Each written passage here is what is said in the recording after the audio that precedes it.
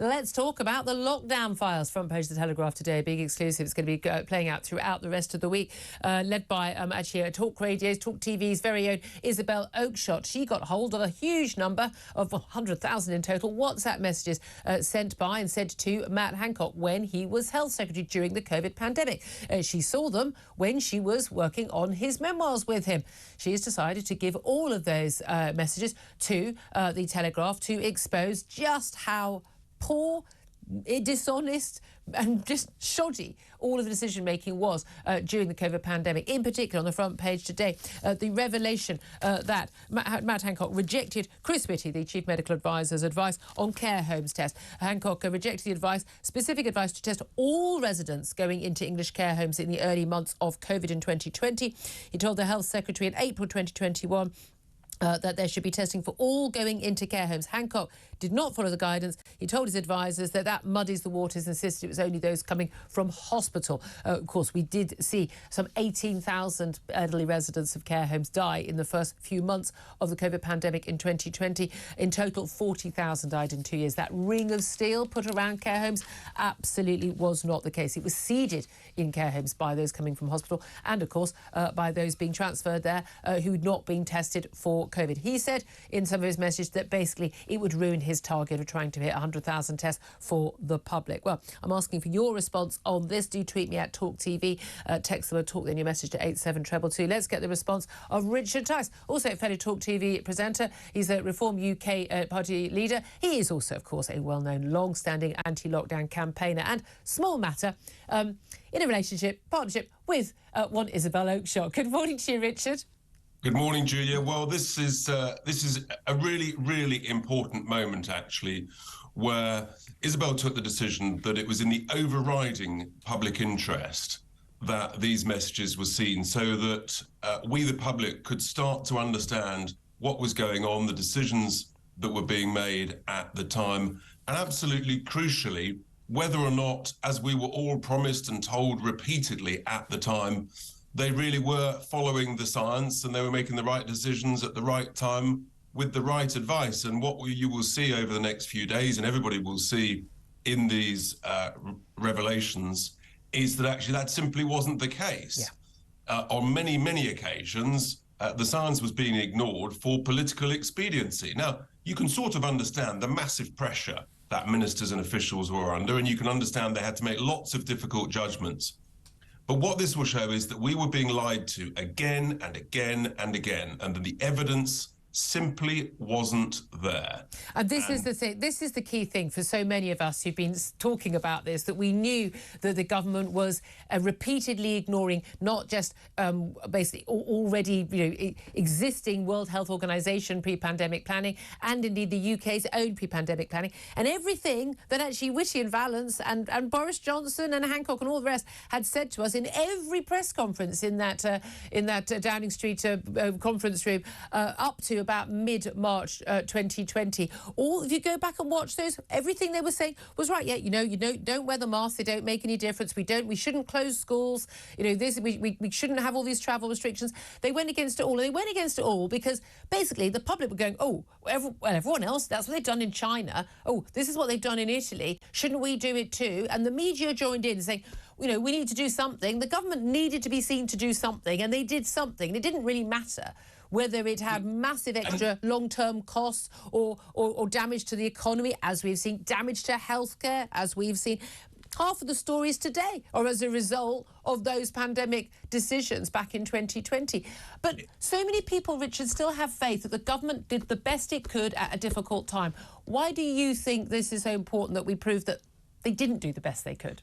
I tell you why, Julie, because what became clear to us in recent months is that actually the public inquiry that has not really got going yet is going to be a decade-long whitewash and establishment cover-up, frankly, of the decisions that were made. And I've been appalled at what we're seeing. Sweden finished their inquiry a year ago. The Sweden that our own establishment, led by Matt Hancock, was determined to absolutely rubbish and trash all the way through those early months. France is well on with its public inquiry, as are many others. We've barely started. We can't wait a decade, Julia. we need to know and learn the lessons as to what actually happened now. And people need to understand that we all want to trust the government, but what this proves is that actually they simply didn't tell us the truth. Do you remember that phrase from the health sector? We've thrown a protective ring around care homes. Nothing could be further from the truth. But there will be revelation after revelation in the coming days across a whole range of things that clarify this, and I think will really shock people. And you think of the grief and the smearing that those of us lockdown skeptics got. Well, you're a granny killer, so am I. You know, we're COVID deniers, right. You name it. And it was pretty tough. It was pretty painful. You were up there loud and clear, and it was really, really difficult. And there was a deliberate campaign to trash us, and it turns out most of the challenges the country faces now is as a direct result of their flawed decisions. And this is the thing, these were decisions being made on the hoof against a pre-pandemic planning, against the scientific and medical advice at the time. And the key thing there is, I think we can be quite forgiving. In an emergency, people make mistakes. However, that's why you have pandemic planning, so that you use established science. I mean, that's literally the point, is that in an emergency, you know what to do. That's why you have fire drills in your office, so everyone knows that they're not going, well, where's the staircase I run down? No, you've practiced it 3 times before, so you know where to go. That's the point of pandemic planning. We threw all that out. I mean, literally was thrown out sometime mid-March. But also, crucially, people would be very forgiving. There are new things that are coming up, and people make mistakes. But if these WhatsApp messages revealed that he was doing his best, and he's saying, oh, we've made a horrible mistake here, I thought that would save more lives, but it hasn't. What do we do to save more lives now? That's not what the message is about. The messages are very clear. What they reveal is the concern was how he looked, how he could hit a target, so he could then do a press conference saying, I've hit my target. He didn't care how many people actually used COVID tests. He just wanted to hit this plucked from thin air, nice round number, 100,000 tests a day target. That's what worries me, is that the person who, the health secretary, one of the people most crucially involved in supposedly saving lives during this period, was more concerned about his personal political reputation than he was about saving lives. That is damning.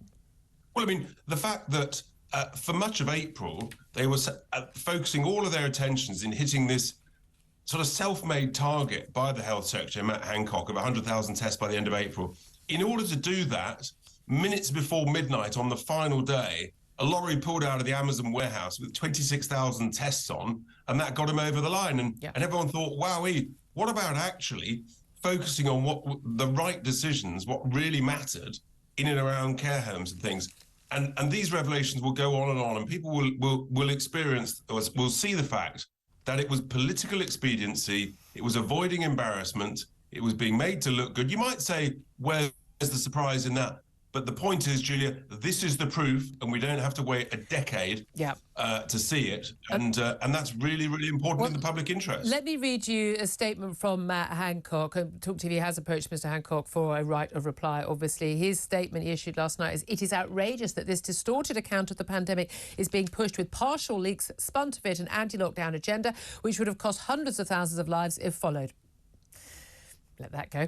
What the messages... wait, what the messages do show is a lot of people working hard to save lives. The story spun on care homes is completely wrong. What the messages show is that Mr Hancock pushed for testing of those going into care homes when that test was available.